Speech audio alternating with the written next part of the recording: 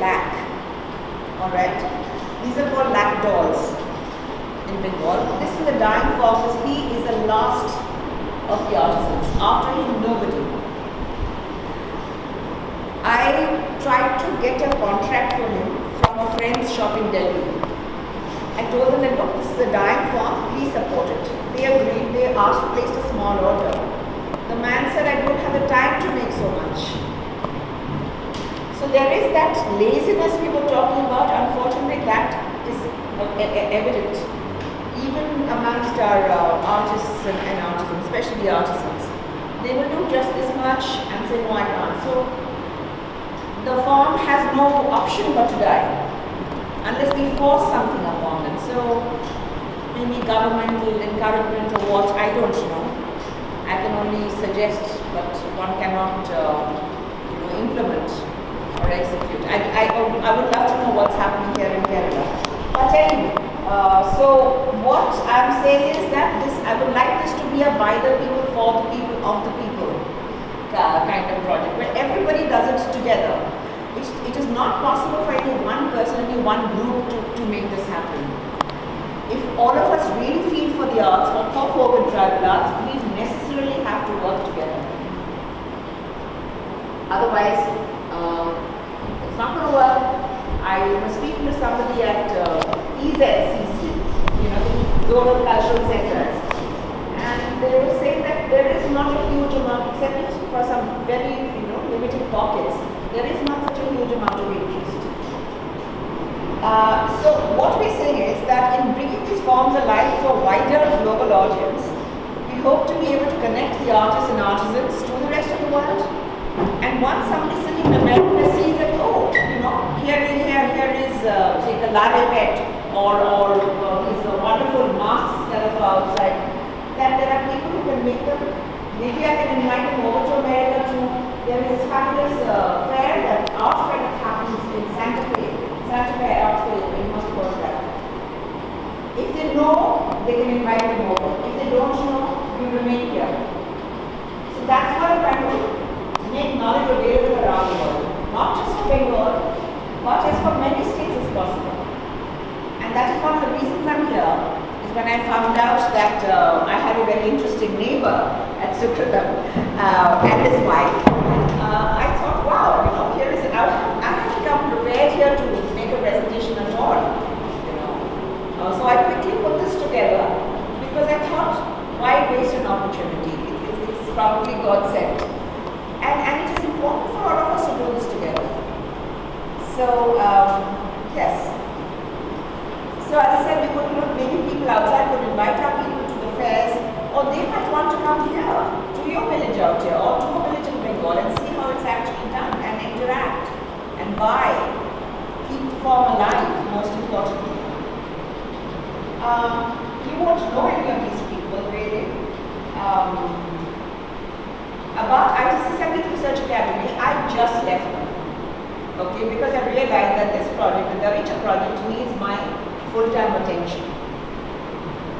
So I decided to sacrifice my job for the sake of this project. And I hope somebody will recognize that and support us. These are people, my friends, the filmmakers, musicians, professors, craft people, IT people, musicians. Okay. And these are my advisors. As you can see, Dr. Boruchak, whose name is second, used to be the dean of the folklore department in Kalyani University, West Bengal. I believe this is Calicut University. Yeah, you know him, right. Here Varun. That is Varun. That's right. In Bengali we say Boru. Yeah. Now, to get back to the project, what am I saying here? That when I was trawling through the net looking for information, barely anything available. So therefore this idea is really unique. Firstly, it is the one portal where you will get everything on India's folk and tribal culture. Number two, and that is very important, it would be authentic representation. Because often, if you go online today and you Google something, even if it's Calicut or Bakul or something, you'll find 100 different sites writing 100 different things, copies from each other, mainly. It's always cut paste. And if somebody's made a mistake in the beginning, that mistake is, everywhere. And you don't even know who the source is. So what is important is that the source should be authentic. Therefore, if it comes from the folklore, School of Folklore of Calicut University, I would know and the world would know that that's authentic. It's not somebody sitting in a house and saying, yes, I believe that this is what this is about. It could be completely wrong. So therefore, it has to come from authentic, and that is one of the important things on this side. It would be authentic always. Which is why even in my team and my advisors, these are all, people of some renown. People from whom I can get the correct facts, not just made up stories. Because as you know, often people don't write, even in, I don't know how it is in Kerala, when I repeat, but even in some of the books that I've come across, I find that there are mistakes. And I realize that the person has not researched so well. That must be a fact here too. Okay. And not only would you get to read about your stuff, you would also get multimedia. You would be able to see it, see the form by their pictures or their videos, hear it. So it really gives you an almost lifelike experience, short of smelling the earth. You get a feel of the whole thing. And as I said before, we would have music, dance, theatre, puppetry, crafts, visual arts, literature, cuisine, all of that. Another important factor is that I intend to put the address of all the artists across all forms onto the site, so that you can, do away with the middleman. If somebody wants to buy a mask that I see on those factory stuff I see out there, names and addresses will be here.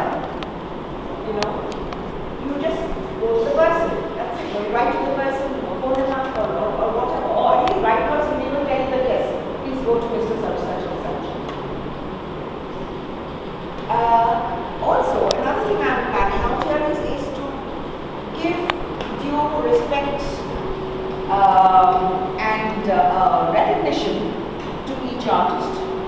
This idea I got from ITC Sangeet Research Academy side, where every month we have what is known as an Artist of the Month. So this month it could be, it has to be somebody who's alive, of course. It could be, say, Kalaram month. So next month it would be Aruna Sairam. Or next month it would be Ajay Chakravarti. It depends. What a big good person is would showcase each month. Similarly, a folk artist is also an artist. Whether he's a singer or a dancer or a maker of masks or a maker of rope, it doesn't matter. As far as I'm concerned, he's an artist. That is his art or craft. Okay. So I would like to highlight one such person, and there are so many award winners, national award winners, state award winners. So I would like to highlight somebody like this every month. That would also make them feel good. But I don't think that's really done. Alright. Impact. People will ask, okay, so you're making this website, so what? How does it benefit anybody? So I have put down, you can have a quick look at what I feel the benefits would be. I'm sure a funder would ask me, why should I do anything for it? I said, this is what we're going to achieve. Tell me if you disagree. Have a look at it. I'm not